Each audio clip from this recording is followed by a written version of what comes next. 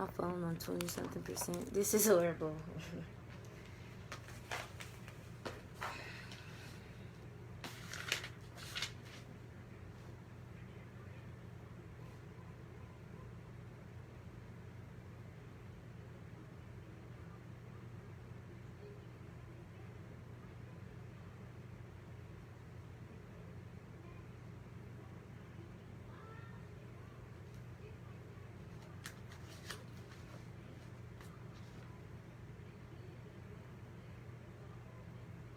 Yeah, I'm about to read from out of the book of Ephesians. That's the one I was supposed to start off with. That's why it's so confusing to me. I'm like, what? Like, that was weird. But like I said, we was talking about the cave phase and what Elijah went through and how we was like Elijah and we went through the same things as him. Even though some of us already know the promise, but we you know, we be trying to doubt it. And then I also gave off like a bunch of names. So if y'all names was called out in that video, just know that the message is ongoing. It don't stop there. So it's good to go seek the Lord yourself and, you know, find the Lord in your own heart. You know, keep the Lord in your own heart. Keep his prayers, you know, pray to him. And, you know, it's good to do that for yourself. Especially when you feel like it's something that you don't understand, like, you know, because that's when we want to go and feel like we could do it for ourselves and, you know, make it better. But that's when we're making it worse for ourselves, like, you know. It's like I said, he said, like, he got us in this cave phase because we got to understand, like, you know, he gonna hold us in this season and he gonna keep us in our cave phase until we realize that we've been busy with the wrong things. We've been too busy doing the wrong things and with the wrong things. You know, worried about the wrong things. Because like I said on my post, God say, why do you weep over things that I do not weep over? Why do you cry over things that I don't cry over? I don't want you crying or weeping over the things that I don't cry or weep over, you know? For there is rhythm in my step, rhythm in my talk, rhythm in the beat. Y'all gotta understand, you know, just like I have to understand. We all have to understand.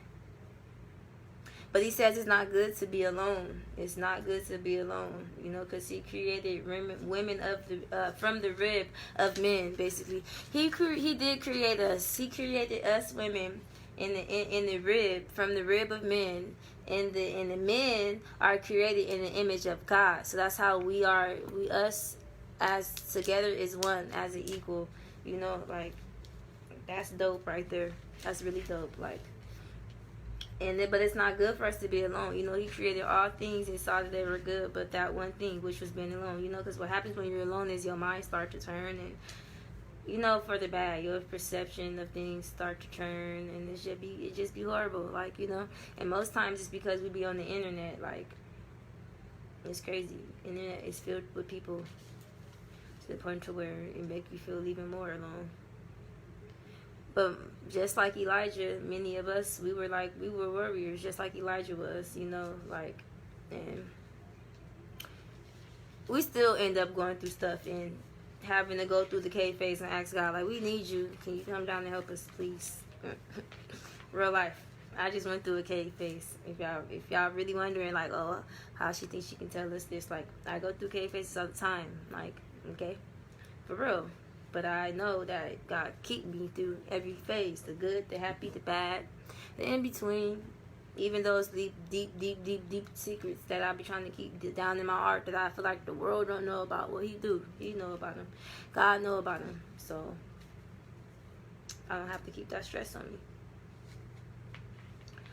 But I was on live about 3 days ago, and I was talking about my dreams, and I was giving out names that he had put on my heart to give out, and I was giving out dreams and stuff that he had put on my heart to give out and all that. And I told y'all I'd be back with more, and I am back with more. So I had told y'all about the dream that I met with Jesus and the dream of me being sick and all of that, you know. But I need to read about the dream of what's happening now in this time. What's happening now in this time, because he showed it to me, you know. And it's pretty much a dominant effect. Pretty much, once one thing bad happens, then it's like everything bad to us in our mind. Because a lot of times, what we doing right now, we want to believe that we walking by faith and not by sight, but it's really just a hashtag.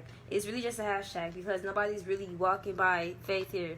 Everybody's really walking by sight, walking by the sight of what they're saying. If they said that tomorrow they was gonna open up, outside, everybody gonna get happy, and they gonna put all they hope and they trust into tomorrow and of it opening up, because that's what they said. But then tomorrow comes and then there's nothing open, and then we're all back sad again and we hopeless. But y'all got to understand that the hope don't lie in all of this stuff. It really don't. The hope it lie in us. The hope lies in us. It don't lie in the things that's out there, But in my dream, and I had this dream in July, on the 21st of 2019. Once again, in July, on the 24th of 2019, I had this dream. And I wrote down that it was don't call me on, why? Please do not call me while I'm on live. Please do not call me when I'm doing stuff like this. Please. Like, I will get back to you. Y'all be having all the time in the day. Like, y'all have all day. But y'all choose to call me right when y'all see me on live. I don't understand that. Like, you ever seen a person, like, they have all the time in the world to do something, but they choose to do it at the last minute. They choose to do it when they see, like, it's crazy to me. Don't do that. Don't do that. Don't do that. Don't do that. Don't do that. Don't do that. I don't care about what you do with your own time. I don't care about what you do and how you allow people to come in and stop you on your move or whatever case is. But I'm passionate about mine. So when I'm doing something like studying, or I'm on here and I'm really trying to give out the message, don't be that person that's calling my phone trying to distract me, because you're not being a good person right now, because you had all day to do it. You're not being a good person. What you're doing is being a distraction. Be real. Just be honest. Being a good person would be like waiting. Maybe you should be tuned into this live, and that's why you calling my phone. Just saying. But in my dream, it was a dominant effect, and the authorities was accusing people of basically like breaking the rules. They was breaking the rules. And right now, if y'all know anything, sooner or later we're gonna be breaking the rules if we don't go outside without the mask, if we don't go outside without gloves, if we don't go outside without the certain protection that they're telling us to go outside with. And in my dream, I didn't know this was gonna happen. Like, I didn't know this was gonna happen, but they showed this to me though. They showed this to me. Yeah, basically it started off like petty things, but it turned out to be like real crimes, And in my dream, a lot, God used my godmom as my guardian angel, so He used her, and she called my phone. She called the phone, because I had been going to jail because I had committed the crime and didn't even know. I was outside without mask and without gloves and everything, and I was just sitting there talking and being myself, and the police came up and took me to jail. And I had been in jail, so my godmom had called the jail phone, and she told me to be in preparation because there was something coming. And I told her, I'm going to call you right back. I didn't even get the whole message. I told her, see, then that's what's going on right now on this day. We don't want to get the whole message or nothing. We going to put that on pause. Like, if it ain't what you want to hear, it's like, all right, hold on. I'm going to call you back. You ever had somebody tell you that, right? When you get into detail about something and you tell them something and it's so deep on your heart, and they're like, hold on right quick. I'm going to call you back. And they'll never even really call back, like, if I tell you I'm going to call you back, I'm going to call you back. But not everybody like me. But that's what I told her. I'm going to call her back. Rather, she told me, be in preparation of something. Be in preparation of something. I said, I'm going to call you back. But then when I did that, it was a voice that went through my mind. And it said that the time was being rushed. So in my moment, and at this time, I got to break it down to y'all. Back then, a year ago, when I got this dream, I thought to myself, the time is being rushed. Being in preparation, the time is being rushed. What does she mean? Like, what does she mean by this? Like, they rushing the time. Like, because it's sometimes, like, your dreams don't just be for you. They be for everybody else, too. They be for other people, too. They don't be just for you, like, So I thought of it in my own personal phase. Like, okay, what am I about to get released from that I feel like I've been held captive to? What am I to get delivered from that I feel like I've been being held captive to? Like, what is it? Like, like, what is He finna show me, basically? Like, But then, like, in a general speaking, like, there were about to be things in general that were about to be released. Like, you know, like, so for instance, like, if you have somebody who are in prison or whatever the case is, or, like, you know, in the hospital or anything like that, in a facility, period, they're about to be released. Like, they're about to be released. They're about to be released. Like, it's about to be a release, a big release, like I've been talking about. For the past 2 weeks, we're going through a release, because it's a Passover. In order for us to successfully pass over and enter into what God has for us, we got to release first, you know. He showed me this dream a year ago. And so I called her back on the jail phone, and then she told me, again, be in preparation that they were coming, and that they were rushing the time on what they were coming with. Basically, they were rushing the time on everything. And then she told it to me, have you ever seen the beast, the one that waits? Now that speaks volumes to me, because what's going on right now, I feel like it's a waiting period. We're all in the waiting period. But it's also like they're also waiting too. And then they're turning their hearts hard and then soft, hard and then soft. It's like, go this place, you have to have masks, but other places, like, you don't wear your mask, don't wear your mask. Outside open, outside closed, like, you know. But it showed that there was trouble, like, you know, in the houses, in the streets, everywhere. It was trouble everywhere, like. And it's crazy because it showed me where I would be at around that time, and I was actually around there around those times. It was really crazy to me. And they had everybody names, and it's all the people that I either interacted with or people that I've interacted with, they've interacted with them, like, you know, just stuff like that, like. And so I had read this dream 3 days ago. That was one of the dreams that I had read. But the whole point about that dream being read is because the thing about it is, it's okay to be in celebration about things. It's okay to throw parties. It's okay to do all of that. But make sure that you're keeping God in you and in your home when you're doing these things, so that people who are keeping God in their hearts, you know, they know that they know and they can see it. Because you once you be around something, as I always say, once you be around something, you start to be like that something. People gonna come to your party, and they gonna either choose to stay because they can feel the presence of the Lord, or they probably not even gonna come at all because they don't feel that presence. You're gonna have all kinds of people coming. So if you're a kind of person who loves celebrating and things like that, like, it ain't what you do, it's about how you do it. Like, it's okay, throw these parties, have these barbecues, but I'm not gonna let it fly over my head at the fact that every barbecue that's been had, mostly every barbecue that's been had, a person has ended up passing away at. Like, y'all got to look at that. Mostly every party that's been had, something has ended up happening at. Because at the end of the day, maybe y'all got to understand that God is telling you not to go there. God is telling you not to do it on this day. Not to do it, like, you know, or to plead your house of the blood. Plead the blood over you, like, real life. Because at this time, no matter what we're doing, like, even with us being in our own homes, going out in the world, whatever the case, like, just waking up, like, we got to pray. Fast. Seek. Real life, because he showed me so many different times and so many different dreams in so many different ways. He done showed so many things. Like, that's why can't nobody tell me nothing. Like, I know for a fact. Like, I know.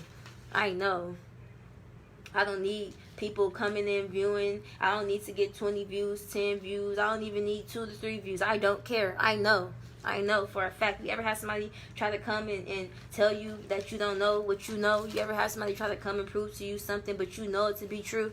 Like, I know. Like, you know? You ever did something that people didn't like, and because they didn't like it, they didn't give you the acknowledgement for it, but you went and did something that you didn't like at all, but they loved it, and they gave you all the acknowledgement, but they didn't care about how you really felt on the inside when you was doing it? Yeah, I know you have, because I've been that kind of person too, and I used to change all the time. I used to be the kind of person who chose not to even be on here doing these things, not to be on here doing these lives and all that, because they were going to judge me, because they were going to pose threats towards me, because they were going to be like this and like that, and they wouldn't accept me. But maybe God's rejection towards you wasn't because you were failing. It's because you was actually finna prosper, and he was about to redirect you somewhere else. That rejection was just to save you, like real life. So that's real life, because it shows it right here in the book of Ephesians. Like, it really do. Like, I'm in the book of Ephesians, and it's in chapter 1, and we're going to go from verses 1 to 6. And I'm going to just read it all the way through.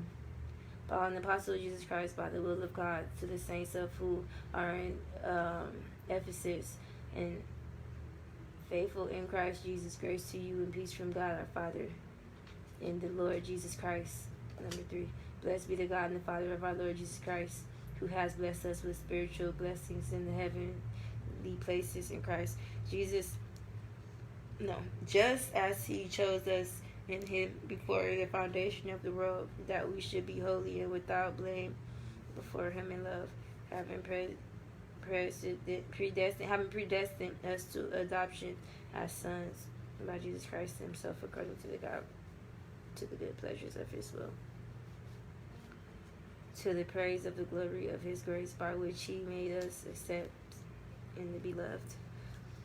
That message really was just him telling them what to do, telling them to remember and keep the faith, because the people that Paul had been around and preaching the gospel to and teaching and walking with and eating with and everything, they had been going through everything that he had been preaching with them about. So if you was the kind of person, and this is where this dream, okay, because I got another dream, and this dream is also about the cave.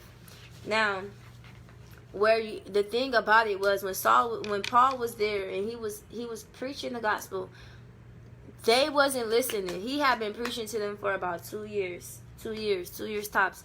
They wasn't listening to nothing he had been talking about. And I can relate to that, because every time I get on here, or every time I go out there to San Bernardino, or I just go to a place, I feel like no one be listening sometimes. Like, I feel like there are points where people just don't listen. They choose not to listen. Like, and it's a choice. Like, like you, and me being who I am and doing what I do, I have to understand that sometimes it's not in the will for them. It's not in the will, because where there's a will, there's a way. And I'm not going to sugarcoat anything, because this message is for people who's really ready to be released, who's really ready to be delivered. It's not for people who just want to look like they want to be released, people who just want to look like they want to be delivered. Because for me to get to where I got, I had to be genuine. I had to really want that release and really want that deliverance. It wasn't just like false, like, oh, this is I want this so that people could look at me and it could be. No, it was like, I really want this because I'm tired.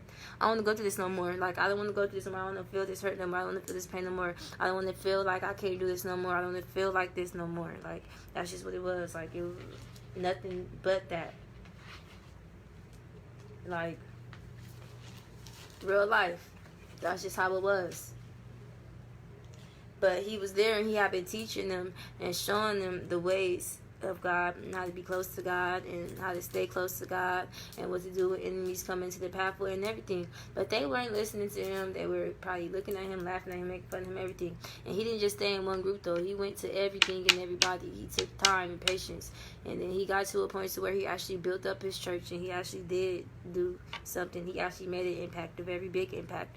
But he had to go away after that impact, and I could relate to that, because every time I got sent to do something, I didn't. It was only temporary. Like, I didn't get to stay there. I had to go afterwards. Like, But every time I would tell them, like, I have to go, the people, they would get sad. They would get very sad. Like, they weren't ready for me to go. And when they weren't ready for me to go, like, things like objects would start to appear in my pathway, and I would have to go to some objects, like, because me as a leader, me as a teacher, me as a person that is out here and doing these things, I got people who's watching me. And if I got people who's watching me, like, that's something that I got to take heed to. And it's like this, not only am I in my own life, and I'm learning it and practicing and studying based off my own life, but I'm watching things too. Like, that's just how it goes. So it's like, were they paying attention or not? Did they even take heed to what he was saying? Like, come to find out, they did. So when he went away, and one thing you got to know, that your leadership, a powerful leadership, is your protection. So, like, if you got the powerful leadership, it's going to protect you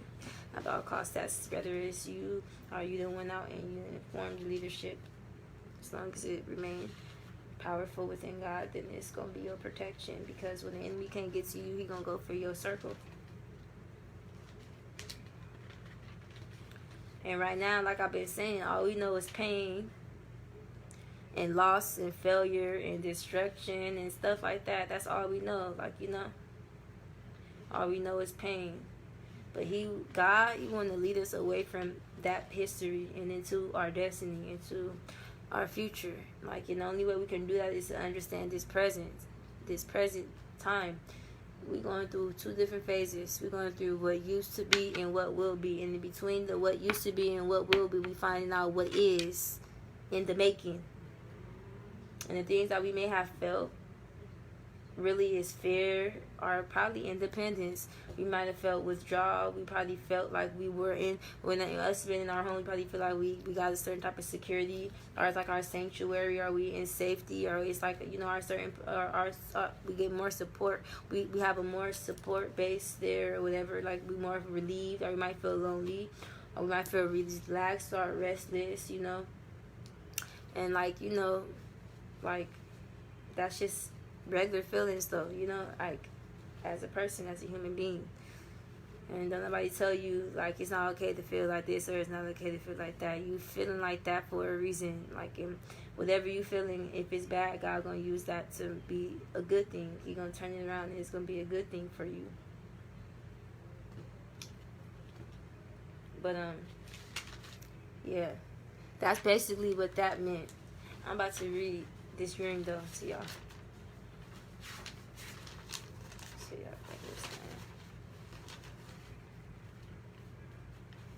I got so much stuff right here. I love it.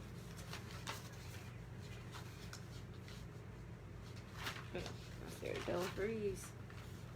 Don't freeze, y'all.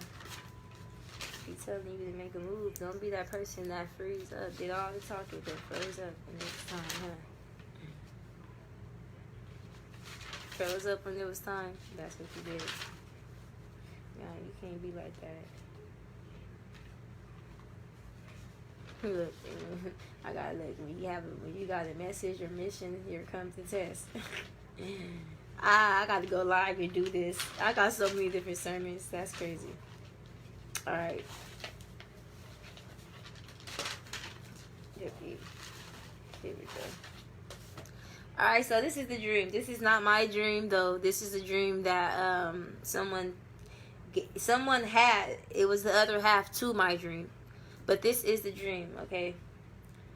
So, basically, the person was walking backwards in their dream, basically. They were walking backwards, and they started off in the middle of the cave, basically.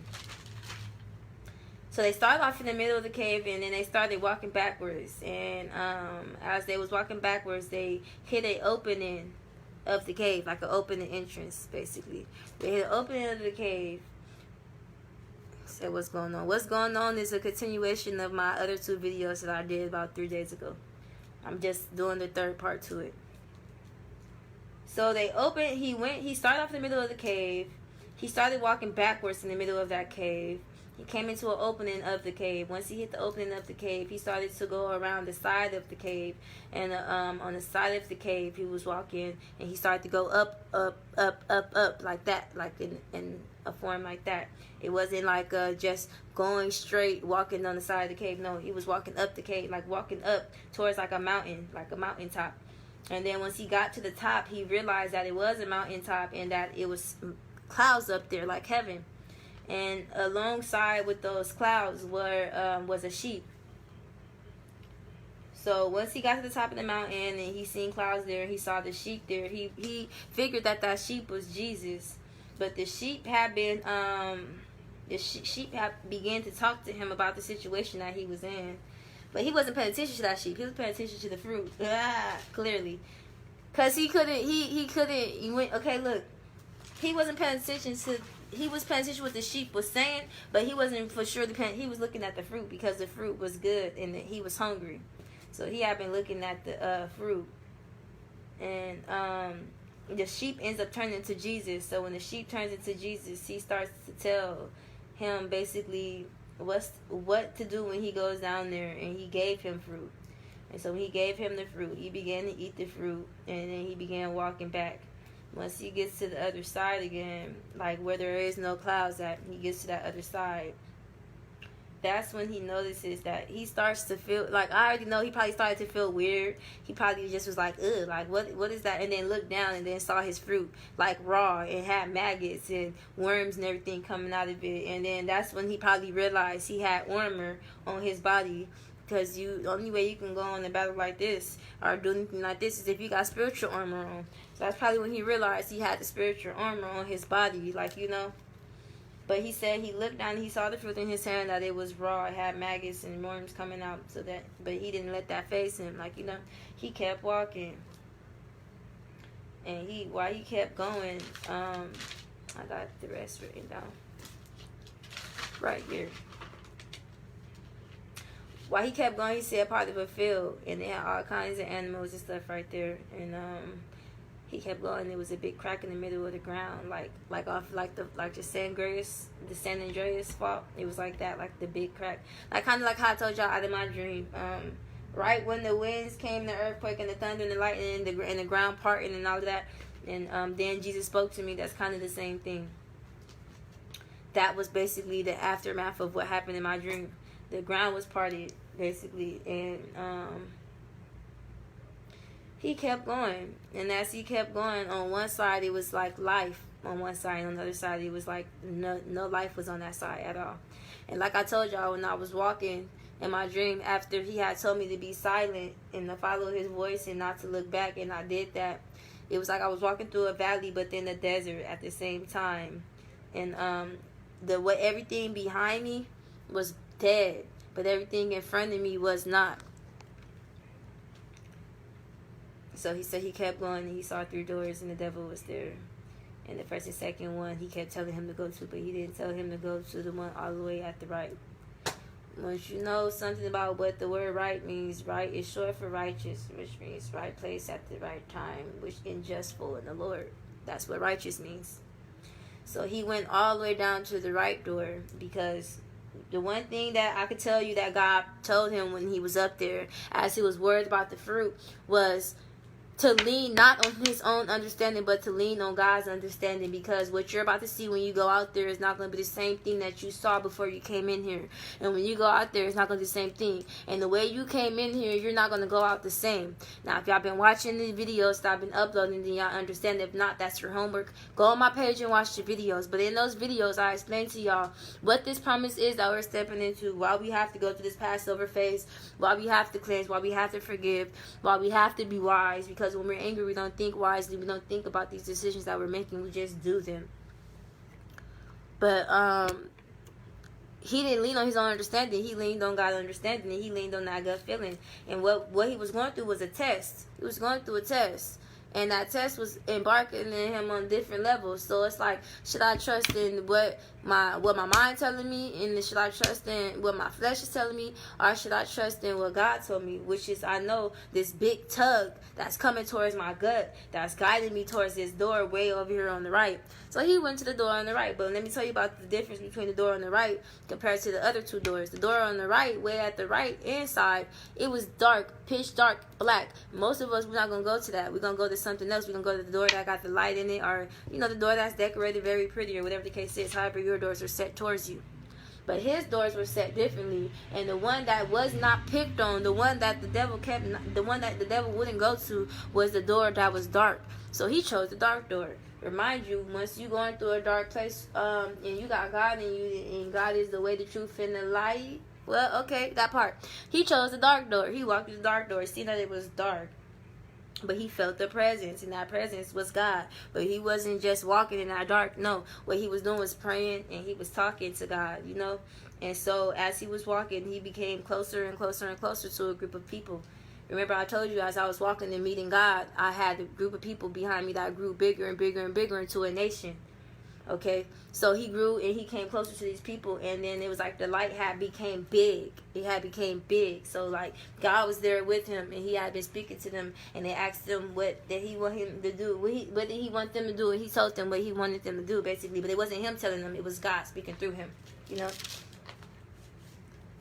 So that is why he had me in this book in the first place, because now I can explain to y'all what these dreams really mean in the first place. Because the dreams are always fun to listen to, but they don't mean nothing if you don't know the meaning. It's nothing if you don't know the meaning behind them, basically, like, you know. It's always good to know the meaning behind something, because if you don't know the meaning behind it, it's gonna suck, and you're gonna be like, you know, you're not gonna care for it no more. So the first thing first is the reason why we was having those dreams like that, and the reason why y'all going through everything, not even y'all, just all of us as one unit. The reason why everything is going on the way it's going on, and we was having those dreams, is because in order to make an impact, you have to dig a deep. You gotta dig deep. Like, you gotta dig a deep hole to get to where you're going. Like, you gotta dig deep to get there. Like, so what God is doing is digging deep, and He's going to the heart of everybody's matters, the heart. And since everybody want to be so different, then He's putting us in a place where we can be different but alike at the same time. Edric McGill, what's the deal? And like I told y'all, Paul had been with these people for more than 2 years, and he had preached to them, talked to them, and everything. And for the first 2 years that he was with them, they didn't even believe nothing. They didn't even listen. They didn't take heed. They didn't do. Imagine being a teacher of a class, and the class is so disruptive. They don't listen. They don't do nothing, like, but disrespect you. Like, imagine that. You know how stressful that would be. Like, wow, that's crazy. But that's how we have to go through. Like, and like I said, I understood, because I went through that same thing. I went through that very same thing. And it was not it for me. Homegirl. Like I said, a cave signifies a hiding place, a place that you're hiding from the world or from like stress or things like that. But in the biblical times, it has to do with the heart. It has to do with the heart. So in seeking the divinity, and here we go right here. The cave is thought to be closely related to the symbolic heart, as often the place where the self and ego unite. They can be secret passageways to underworld places in which to make contact with the powers and forces which will eventually make their way into the world of light. And that's basically what it was saying. When he went through that cave phase, when they both went through the cave phases, it was basically showing revelation. It was a revelation moment, and it was like the things that were being revealed of. Like, so anything that was in the dark was coming to the light. Anything that was in the dark came to the light, whether it was outward or inward. Anything that was in the dark was coming to the light. And it was a fight. It was going to be a big fight. That's what's crazy. Dreaming of a maggot is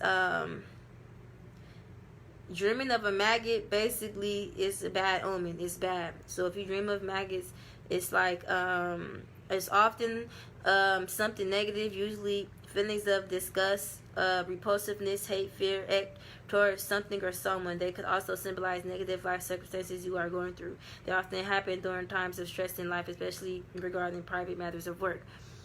So if you're a person that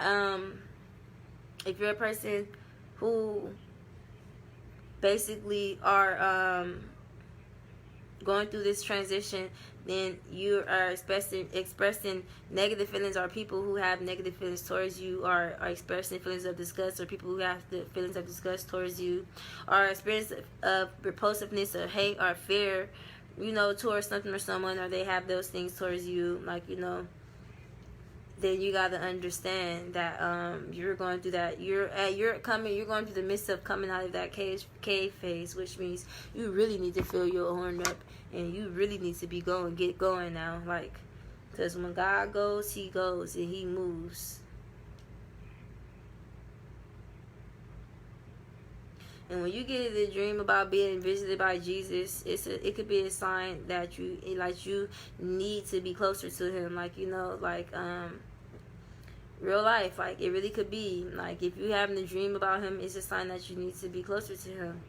If you have a dream that you like, or if you just had a feeling like somebody that Jesus came through to you from, then it's a sign that you need to go and seek Him and be closer to Him, because He loves you and He's always there for you.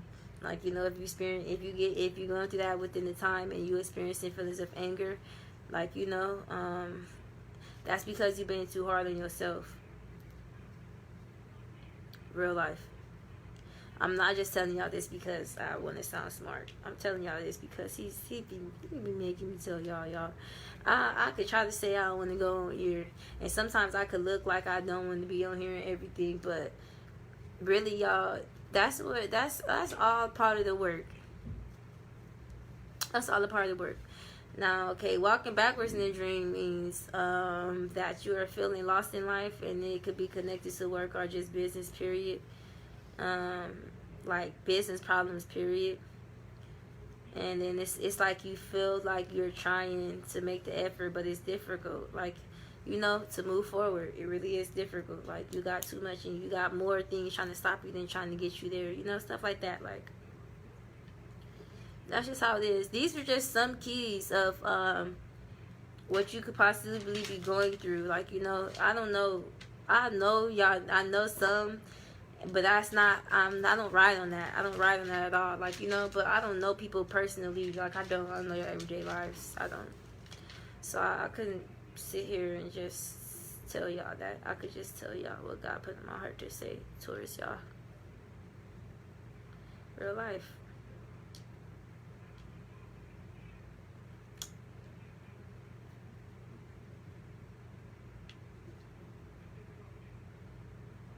That's crazy because this is not the last part. This is only like part, 4%.